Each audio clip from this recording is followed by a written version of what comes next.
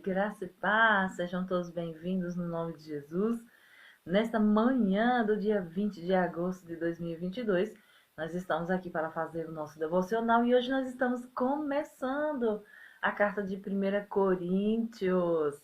Graças a Deus, chegamos a 1 Coríntios e vamos chegar até o final, né? Daqui para o final do ano, nós queremos concluir a leitura do Novo Testamento. Olha que coisa maravilhosa. Gente, quero avisar vocês que nós estávamos sem conseguir conectar.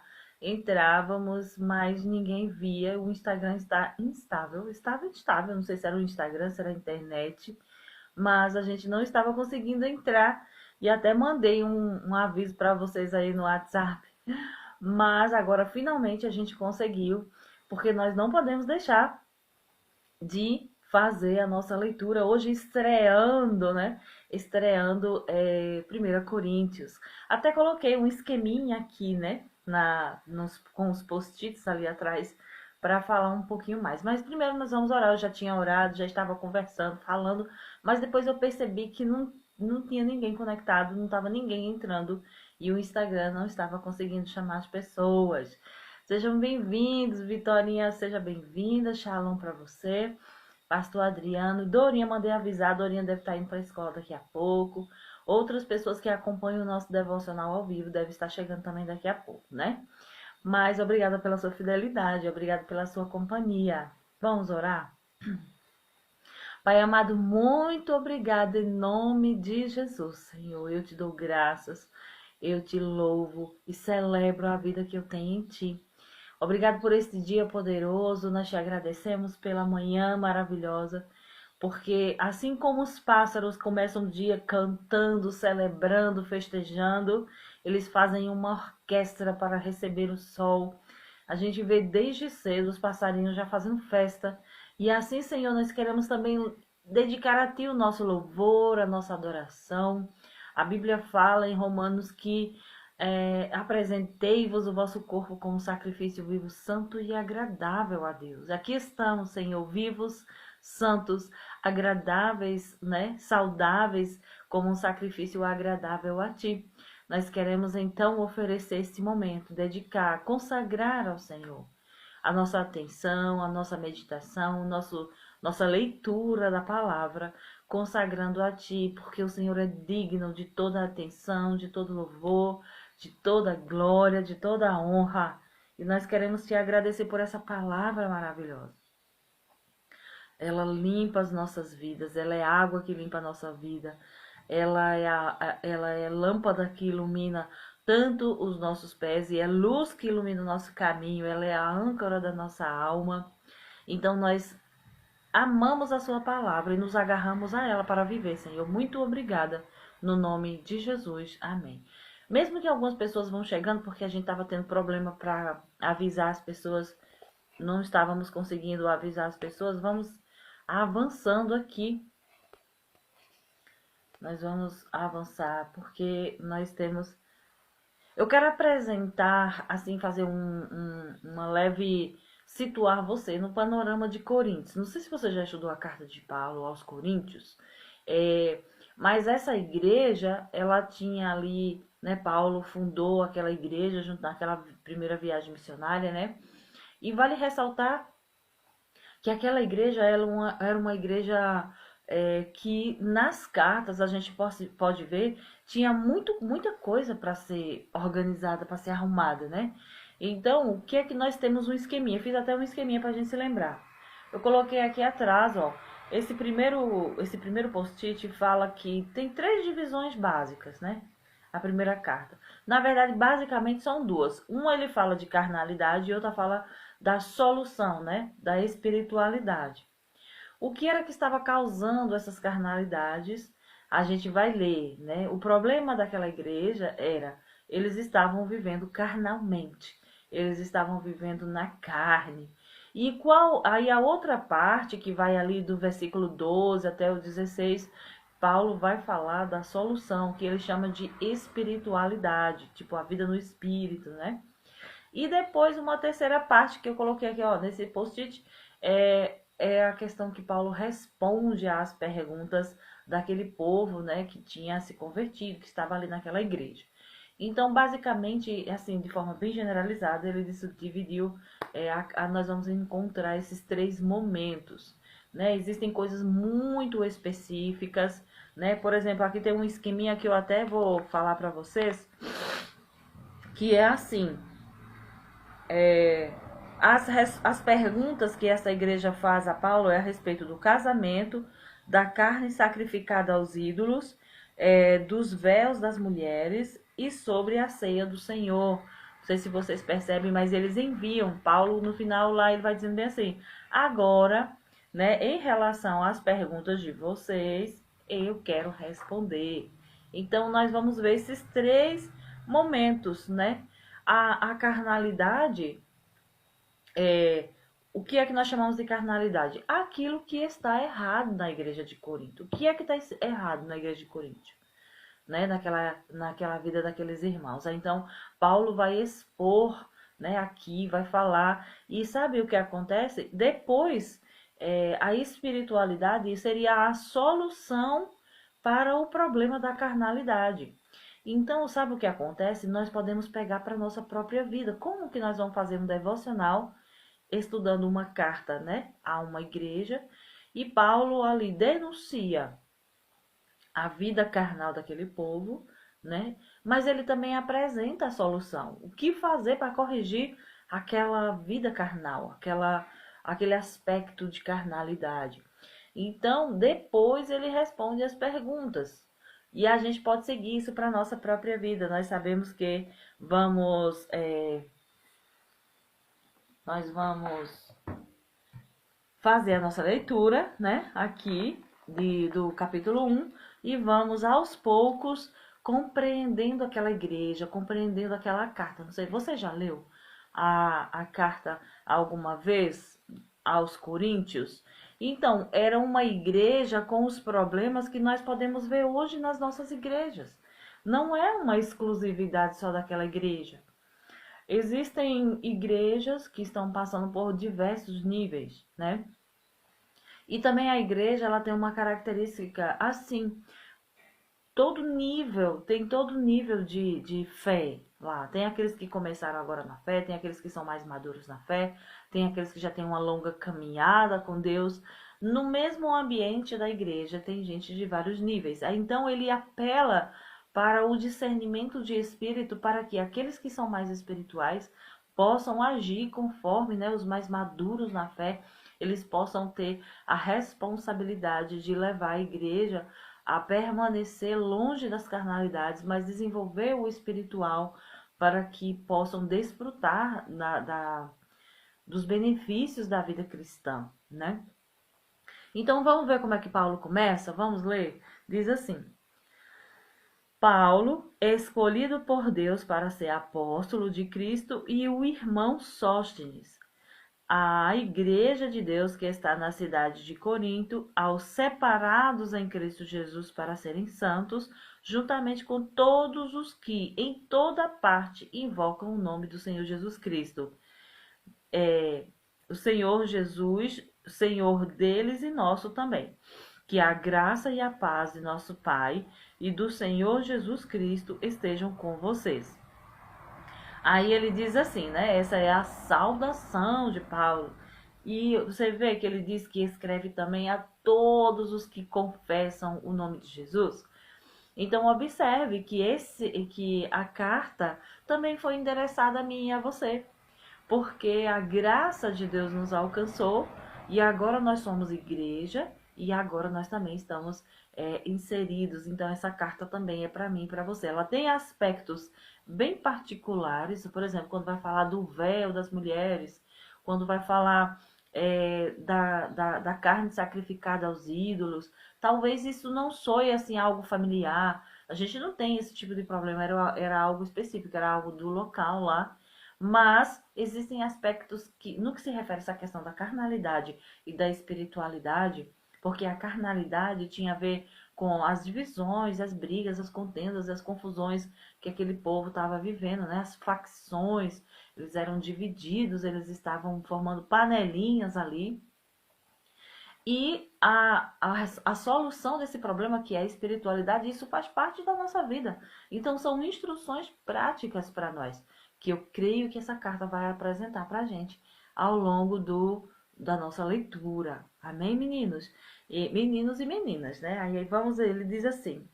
Aí depois ele diz: Eu nunca deixo de agradecer ao meu Deus por vocês, por causa da graça que ele tem dado a vocês por meio de Jesus Cristo. Ele os enriqueceu em tudo e os ajudou a testificar dele, e deu-lhes uma compreensão total da palavra. O que eu lhes disse que Cristo podia fazer por vocês foi confirmado entre vocês. Agora vocês desfrutam de toda a graça e todas as bênçãos, de modo que não falta nenhum dom espiritual a vocês. E vocês têm todo o poder para executar a vontade dele durante este período de espera pela volta do nosso Senhor Jesus Cristo. E ele garante até o fim que vocês serão considerados isentos de qualquer pecado ou culpa naquele dia, quando ele voltar. Certamente Deus é fiel e foi ele quem os convidou para essa maravilhosa comunhão com seu Filho Jesus Cristo, nosso Senhor. Então, ele faz essa recomendação, essa introdução, dizendo: olha, lembra que eu falei para vocês que Deus era poderoso para fazer grandes coisas? Então, vocês puderam ver na prática, agora testifica, porque vocês não falta nenhum dom. Ele disse: olha, quando você se converte, as habilidades espirituais, os recursos espirituais, eles vão vir. São dons, são dádivas. E ele disse: eu louvo a Deus, porque não falta nada a vocês. Vocês têm mostrado que, de fato, receberam os dons, né? E era uma igreja que se posicionava a respeito dos dons, que compreendia, que vivia, que desfrutava dos dons, mas tinha ali alguns desequilíbrios que nós vamos ver ao longo da nossa leitura, tá bom? Aí, continuando, ele diz assim: queridos irmãos, suplico-lhes em nome do nosso Senhor Jesus Cristo que parem essas discussões entre vocês, que haja verdadeira harmonia, a fim de que não apareçam divisões na igreja. Eu lhes imploro que tenham o mesmo modo de pensar, unidos na mente e nas intenções. Gente, esse versículo aqui, 1 Coríntios 1, 10, ou 1 Coríntios 1, deixa eu ver qual é aqui. 1 Coríntios 1, 10, é o versículo de nosso ministério, né? Um versículo que é chave no nosso ministério, é falarmos as mesmas coisas. Ele diz assim: rogo-vos, pois, irmãos, eu suplico a vocês, que vocês parem com essas divisões, que parem com essas contendas, com essas discussões entre vocês, e que vocês falem a mesma coisa, estejam unidos no mesmo parecer, no mesmo modo de pensar, nas mesmas disposição mental. Porque o que estava acontecendo era... O que é, Natália, divisão? Divisão é quando duas ou mais pessoas estão com pensamentos diferentes. Ah, eu penso que deveria ser assim. Ah, eu penso que deveria fazer assim. Eu penso que fulano de tal... Aí começa a amar mais um, aí devotar mais outro, aí formar as panelinhas. Porque nós devemos... Onde é que o Senhor ordena a bênção? É onde há unidade. E unidade é diferente de união. A união, nós podemos estar todos unidos na mesma igreja, uma igreja lotada. Mas pode não ter unidade, que a unidade é todos querendo o mesmo objetivo, todos tendo o mesmo propósito, a mesma disposição mental, né? O mesmo parecer, a mesma fala. Nós estamos aqui para fazer tal coisa, nós estamos aqui para nos amar uns aos outros. Aí, de repente, quando não tem unidade, geralmente tem divisão. Uns que ficam de um lado achando isso, outros que ficam do outro lado pensando aquilo. Mas a gente tem que estar num ambiente onde tenha unidade, porque é na unidade que Deus ordena a bênção. Então, Paulo, ele apela para isso, ó, ele diz: eu lhes suplico que tenham o mesmo modo de pensar, unidos na mente e nas intenções. Como, Natália, é possível? Como é possível sermos tão diversos, né? Porque Deus ama a diversalidade.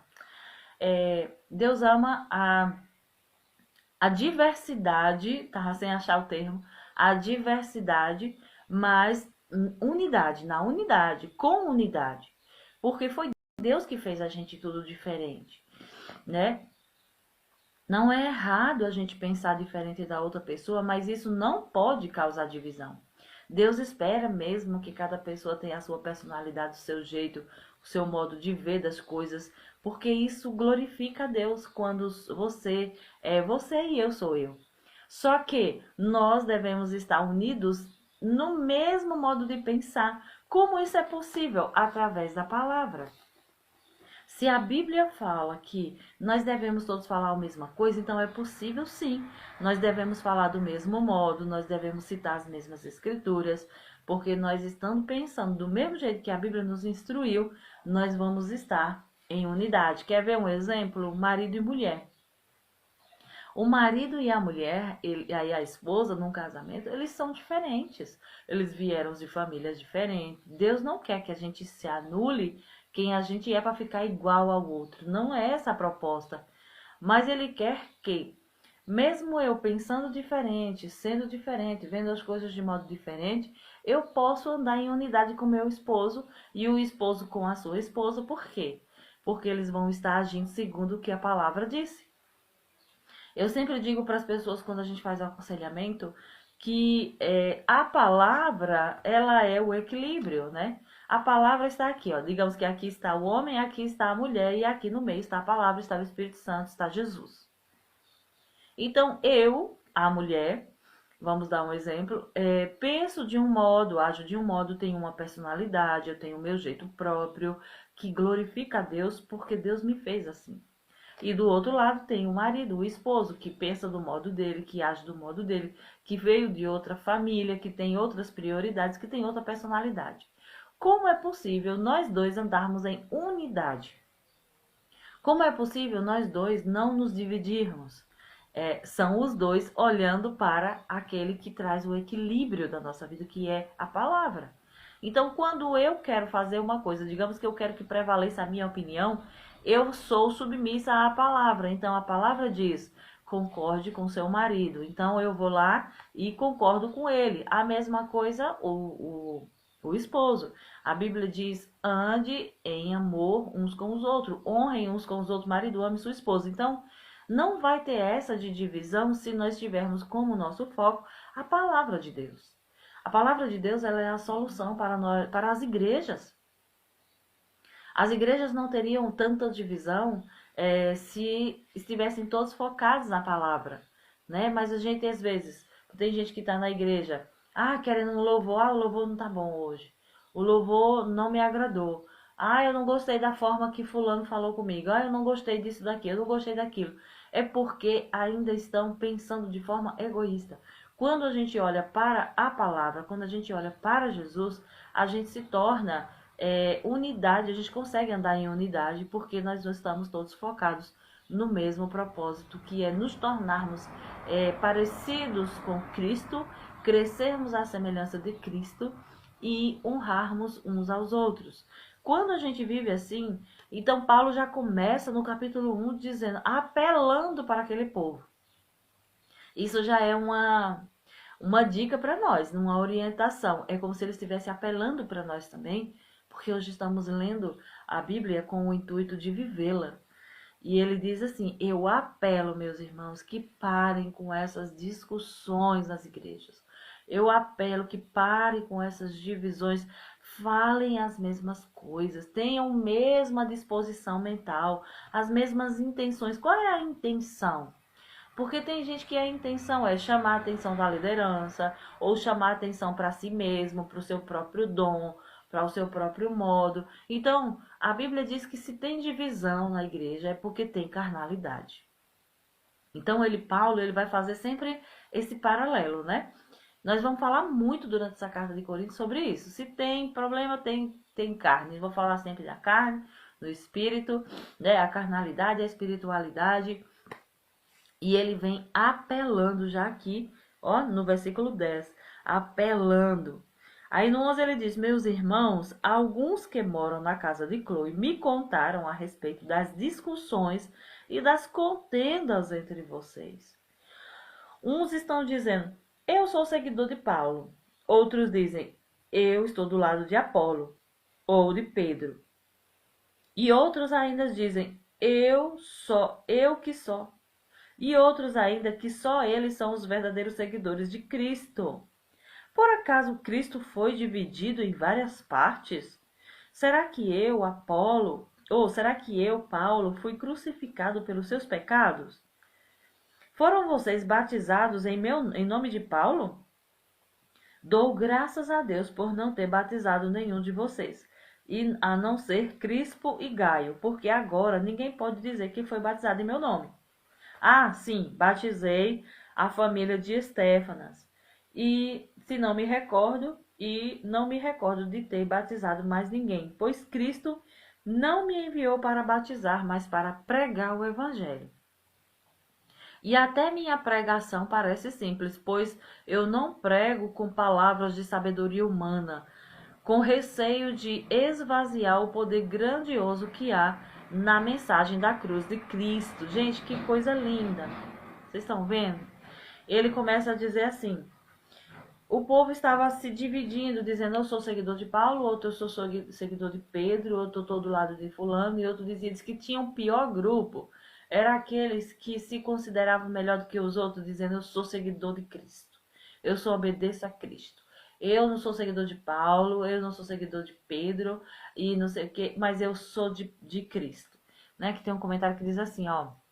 Deixa eu ver o comentário que tem aqui. Um exemplo da união, nós estávamos falando da união, é um saco cheio de batatas. E um exemplo da unidade é o purê das batatas. Entendi, é verdade, pronto. União é um monte de batata junto.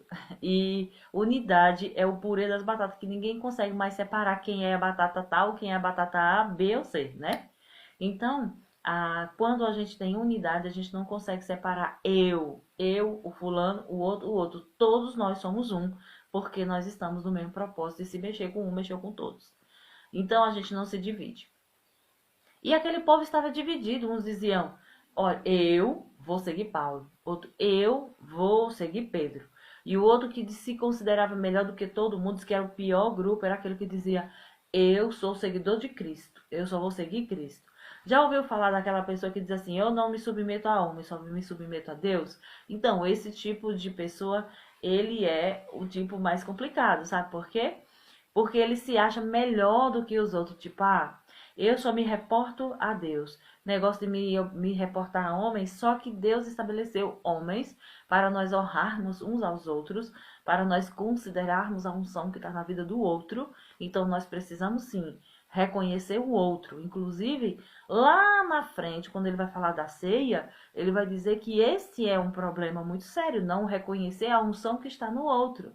Ele fala, inclusive, que tomar a ceia sem honrar o outro, sem discernir o corpo de Cristo, sem discernir que cada pessoa é importante e é membro do corpo de Cristo, e é importante, ele diz que está tomando a ceia, mas está trazendo condenação para si próprio.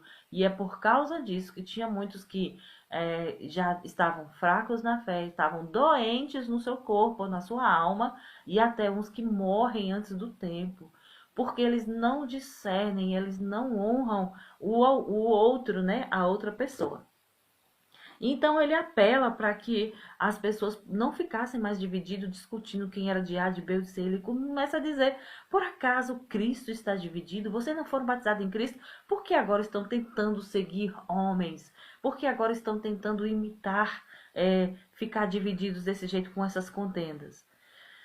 Aí ele diz assim: olha o cuidado dele. Ele disse que não prego com palavras de sabedoria humana, com receio de esvaziar o poder grandioso que está na mensagem da cruz de Cristo. Eu estava lendo um comentário desse Stedman aqui nesse manual bíblico e ele diz que uma coisa interessante me chamou a atenção para algo muito legal. Ele diz que Paulo ele tomou muito cuidado de só pregar Cristo, porque novos convertidos eles têm a tendência de querer de se submeter à lei, por exemplo. O que foi que Cristo providenciou para nós? Liberdade, uma liberdade. Em Cristo Jesus nós somos livres. E os novos convertidos, eles têm uma tendência a querer perguntar: isso é pecado? Eu posso fazer isso? Posso fazer aquilo? Eu posso? Como é que é para fazer? Então, se Paulo, ele tomou muito cuidado para não trazer um monte de regras de lei, um monte de legalidade. Já imaginou? Ele disse: eu não preguei com sabedoria humana. Meu zelo foi pregar somente a cruz de Cristo para que vocês aprendessem a viver na liberdade. E aí é onde está. Algumas dessas pessoas que se converteram aqui nessa igreja, eles viviam debaixo da lei, que dizia não pode isso, não pode aquilo, não pode isso, não pode aquilo, um monte de regra. Então, quando eles vêm para Cristo, né, eles têm uma tendência de perguntar: e agora, o que é que eu posso, o que é que eu não posso? A gente ensina: agora você é livre e o Espírito Santo vai te conduzir. E aí Paulo diz que tomou muito cuidado para não trazer legalidade para eles, porque os novos convertidos, eles têm essa tendência a se colocar debaixo da lei. E agora o que não pode? A Bíblia sempre vai dizer, inclusive Paulo vai mencionar ao longo da carta, que agora nós somos livres, foi para a liberdade que Cristo nos chamou. Mas ele fala da liberdade, esqueci um termo que ele tem, que é diferente de nós amadurecermos para vivermos uma vida livre. Livre em Cristo Jesus não significa livre para fazer só o que eu quero, é livre para obedecer a Deus.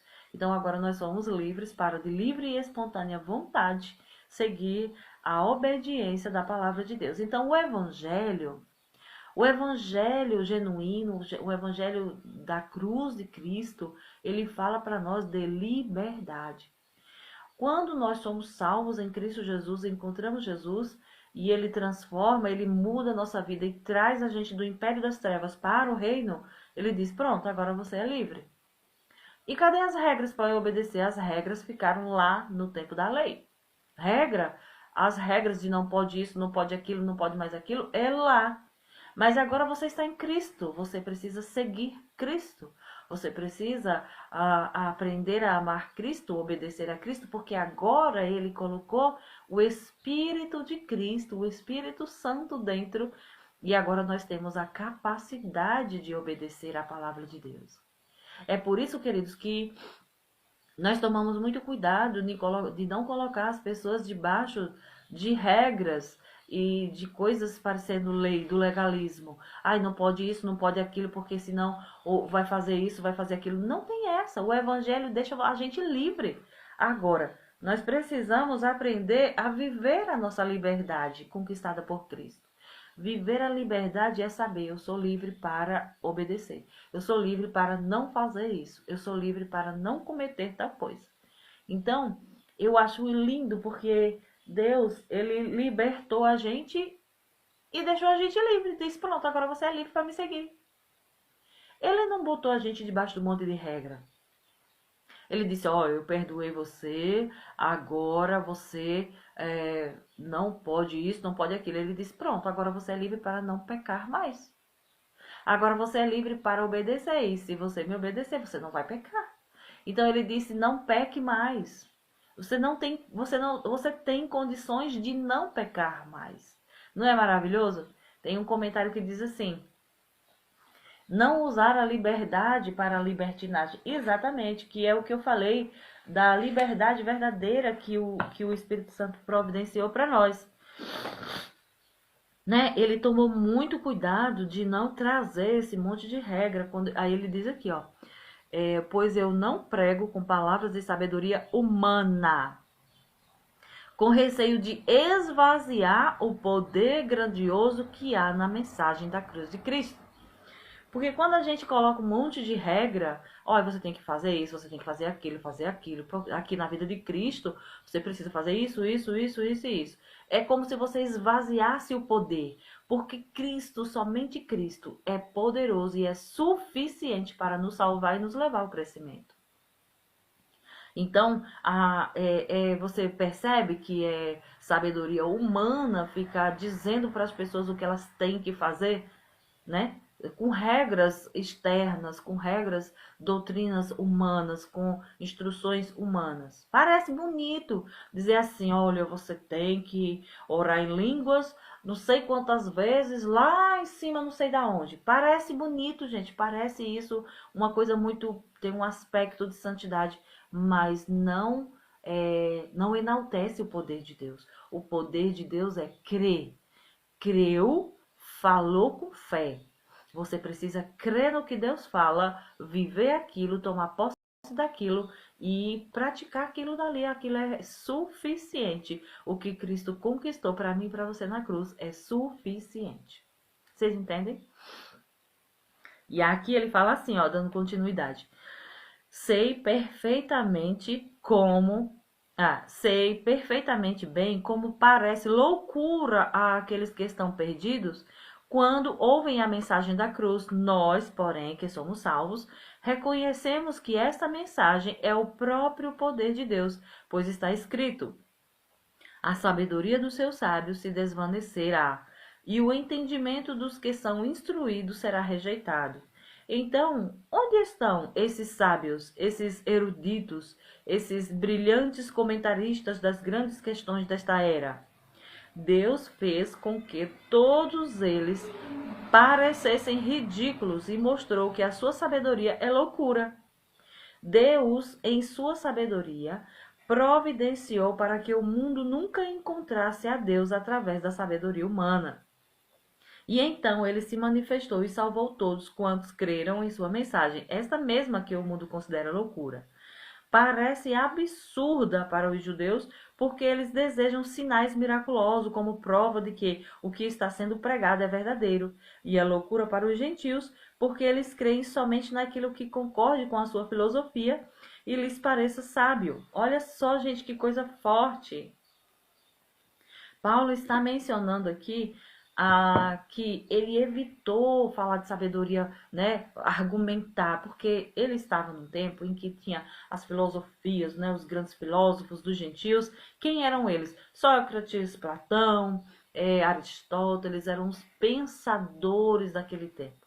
E Paulo faz essa menção, ele diz: esses pensadores, esses eloquentes, pessoas que falam bonito, cheio de palavras bonitas e rebuscadas, tem uma linguagem rebuscada, eles não conseguiram, ele disse, Deus na sua sabedoria, não permitiu que o conhecimento de Deus chegasse através da sabedoria humana, para que não se vangloriassem, dissessem, olha aí, nós somos inteligentes, nós somos estudados, por isso nós conhecemos a Deus, nós descobrimos onde Deus está, nós descobrimos o poder de Deus através da nossa sabedoria. Aí ele diz, não, Deus resolveu manifestar a sua glória, resolveu salvar aqueles que creem, não aqueles que se consideram sábios e eruditos e que providenciaram todas as coisas. Por quê? Para que a gente não viesse ficar achando que era mérito nosso. Não é da sabedoria humana. Na verdade, ele diz que para os gentios, para esses que se consideram sábios, inteligentes, etc e tal, estudados, filósofos, que entendem as coisas da vida, ele diz que para essas pessoas que consideram somente a sabedoria humana, a sabedoria, o evangelho da cruz é loucura. Como assim? É loucura? Ninguém consegue andar em amor. Consegue, porque Deus, o evangelho, ele é poder de Deus. Então, tudo é possível. O evangelho é o poder de Deus. E a sabedoria humana, ela quer, a inteligência humana, o conhecimento humano, esses tentar compreender, né, de A mais B, porque isso é demais, isso quer tentar colocar o poder de Deus de forma limitada a ponto de dissecar e compreender todas as coisas. Mas ele disse, olha, Os gentios consideram loucura. Vocês lembram de Romanos capítulo 1, que ele diz que os homens, considerando-se sábios, tornaram-se tolos? Tem outras versões que diz que, considerando-se sábios, tornaram-se loucos. Então, o mundo, né, a sabedoria humana, natural, tentando compreender as coisas e tentando estabelecer o que eles acham de certo, eles chegaram a ser loucos, considerando algumas coisas como verdade. Aí ele diz que Deus foi quem providenciou, na sua sabedoria divina, ele decidiu. Ele disse, olha, ninguém vai chegar ao conhecimento de Deus através da sabedoria humana. Vai ter que ter a humildade de receber da graça de Deus, da bondade de Deus. Então, Paulo enfatiza isso muito bem, né? Ele diz assim, parece absurdo para os judeus, porque eles desejam sinais miraculosos como prova de que o que está sendo pregado é verdadeiro. E para os gentios parece loucura porque eles creem somente naquilo que eles concordem com a sua filosofia e com aquilo que lhe pareça sábio. Então, você já percebeu que a Bíblia fala de 3 povos aqui, né? Ó, tá falando dos que creem, tá falando dos judeus e tá falando dos gentios. Então, os judeus, eles tentavam entender a Bíblia, a pregação da cruz, tipo assim, tem que ter. Por isso que eles diziam, Jesus, você está dizendo que é enviado de Deus? Pô, faça algum milagre aí para a gente ver se o Senhor é mesmo enviado do céu. Aí Jesus disse, ó geração perversa e incrédula, eu não vou fazer nenhum sinal, nenhum sinal será dado, a não ser o de Jonas. Ele estava falando da morte e ficar 3 dias no seio da terra e depois ressuscitar. Esse era o sinal. E os gentios, os estudiosos, os naturais, aqueles que eram do pensamento, erudito e tal, filósofos, filosofias de vida, eles queriam entender do ponto de vista daquilo que eles consideravam sábio, inteligente, acadêmico, né? Então, Jesus disse que aí Paulo tomou esse cuidado, né, de chegar de ir lá na igreja de Corinto e alcançar um povo somente falando do evangelho da graça, do evangelho da cruz, para que o povo fosse salvo por crer em Jesus apenas. Apenas. Aí ele fala assim, por isso, quando pregamos o Cristo crucificado, os judeus se ofendem e os gentios afirmam que tudo isso é um disparate. Isso é uma... Que conversa fiada, rapaz. Então, quando a gente prega a cruz de Cristo, tem 2 posicionamentos. Os judeus se ofendem, porque eles viviam tentando conquistar, né, a justiça de Deus pelo monte de prática, de regras, e os gentios ficavam dizendo que isso não é muito inteligente, a Bíblia é ultrapassada, quem disse que esse evangelho... Jesus morreu há mais de 2000 anos, há quase 2000 anos, como assim esse negócio não funciona? Isso aí é ultrapassado, nós estamos numa era moderna. Então, esse posicionamento sempre acontece quando nós pregamos ou para os judeus ou para os gentios, aqueles que ainda não conhecem. Mas, olha o que ele diz. Deus, porém, abriu os olhos dos que foram chamados para a salvação, tanto judeus como gentios, para verem que Cristo é o grandioso poder de Deus para salvá-los. O próprio Cristo é o centro do sábio plano de Deus para a salvação deles. Esse plano de Deus, chamado de loucura, é bem mais sábio do que o plano mais sábio do homem mais sábio. E a fraqueza de Deus é muito mais forte do que a força do homem. Vocês entenderam aí o trocadilho? Essa versão trouxe um trocadilho massa. Ela falou assim, olha, eu vou até repetir, né? Fica assim, esse plano de Deus, chamado de loucura, é bem mais sábio do que o plano mais sábio do homem mais sábio. E a fraqueza de Deus é muito mais forte do que a força do homem. Então, o homem, considerando-se forte, né, considerando-se inteligente, ele não consegue chegar. Então, o plano de Deus, ele tem tudo. Ele tem a força que a gente precisa, ele tem o poder que é necessário para transformar, para inserir, para salvar. Então, aqueles que se consideram sábios, eles são salvos quando compreendem que Deus é mais sábio. Que esse plano, que essa palavra, que esse povo prega nessas igrejas, que esse povo chato fica falando, ele contém o plano poderoso de salvação da vida dele, dessa pessoa que está considerando chata. Ai, que povo chato, que fica falando de Bíblia, que fica falando de salvação, de santidade. A gente não é livre, Deus não fez a gente tudo assim. Mas Deus quer salvar a gente. Então, essa loucura, esse plano que você acha ridículo, esse povo falando aí, ele é o poder de Deus para salvar. É o poder de Deus. Deus decidiu fazer assim, para que aqueles considerassem sábio, achando que poderia conseguir da sua própria forma, eles fossem humilhados mesmo, dizer assim, não, você tem que reconhecer que tem um Deus poderoso e mais sábio do que você. Se você não reconhece que tem um Deus mais poderoso e mais sábio do que você está sendo muito orgulhoso, muito autossuficiente e não se chega a conhecer a Deus na autossuficiência e no orgulho. A gente precisa se esvaziar do orgulho, da autossuficiência, né, do nosso... Porque quando a gente está cheio de si, não cabe Deus. Quando a gente está cheio de nós mesmos, não tem espaço para Cristo. Eu posso, eu consigo, eu sei de tudo, eu sei. Então não tem espaço para Deus. Então ele disse, se você sabe, você quer ficar do seu jeito, mas eu tenho um plano para te salvar. Vocês entendem? Aí ele continua, diz assim, observem entre vocês mesmos, queridos irmãos, que poucos de vocês que foram chamados eram sábios de acordo com os padrões humanos. Poucos eram poderosos, ou nobres, ou de nobre nascimento. Pelo contrário, Deus deliberadamente escolheu valer-se de ideias que o mundo considera loucura para envergonhar aqueles indivíduos que o mundo considera sábio e grandes, e escolheu o que o mundo acha fraco para envergonhar o que é forte.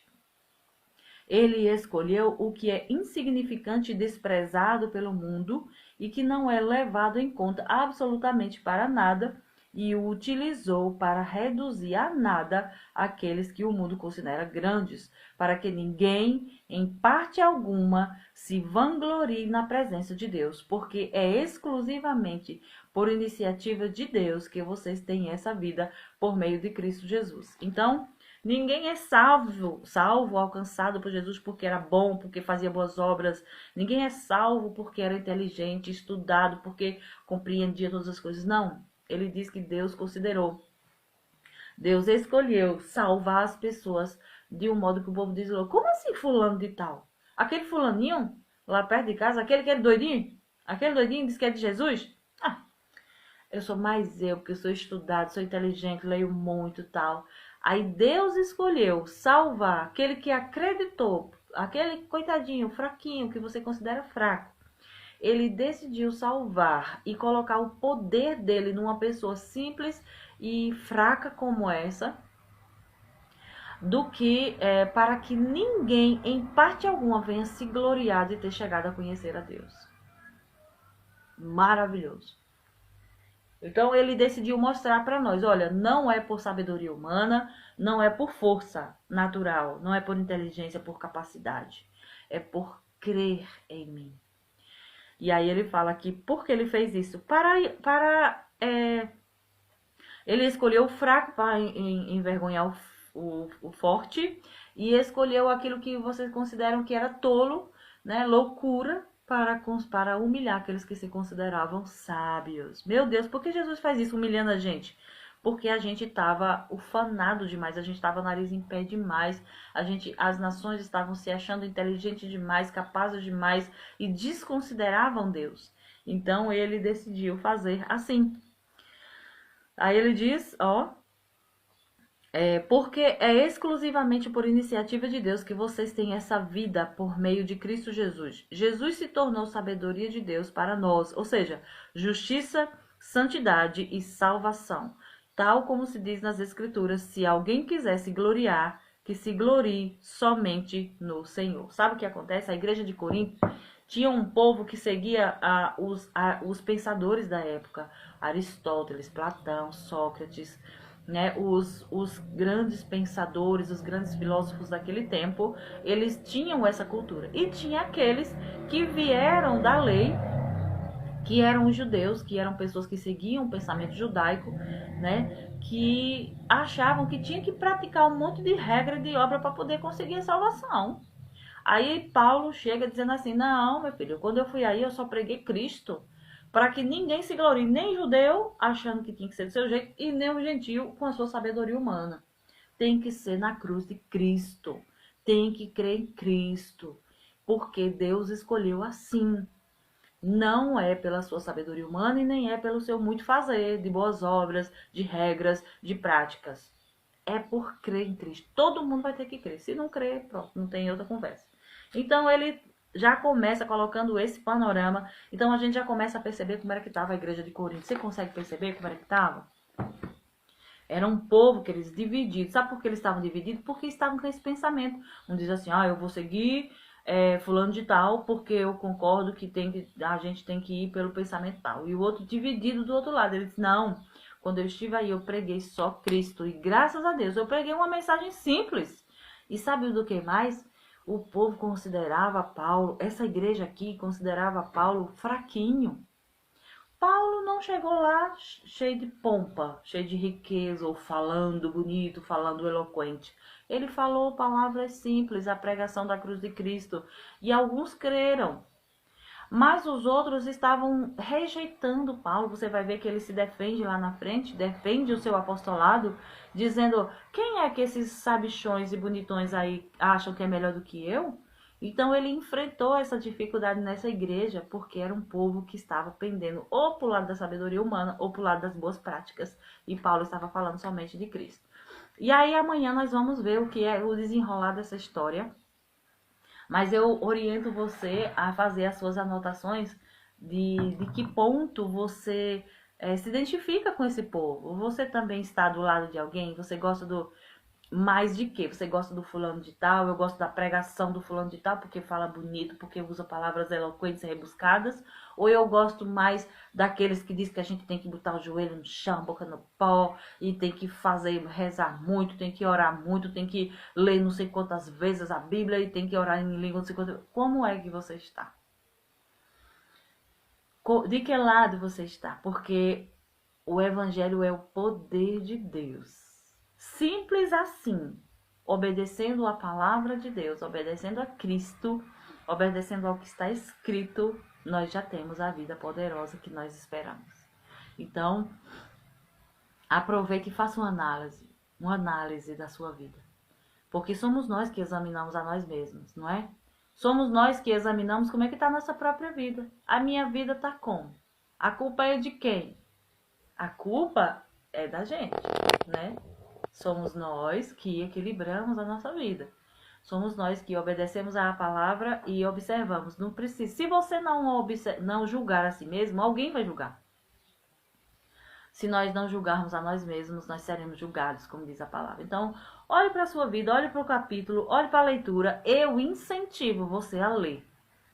Eu motivo você a abrir a sua Bíblia e ler 1 Coríntios capítulo 1 e observar como é que eu tô. Eu tô parecendo com esse povo aqui?